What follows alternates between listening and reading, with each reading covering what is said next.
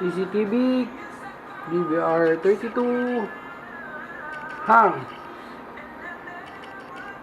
16, working fine. But 32, constant hang.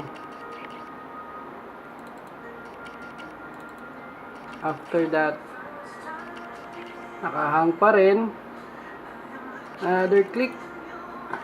Ayan, gagalaw na. Then, okay. Okay, yun. Okay na. Gumagalaw na. Nagalaw na sila. Ganito po lagi, sir, ang nangyayari. Madalas po nagre-reklamo si GM. Is viewing this 2 DVR by the CMS po.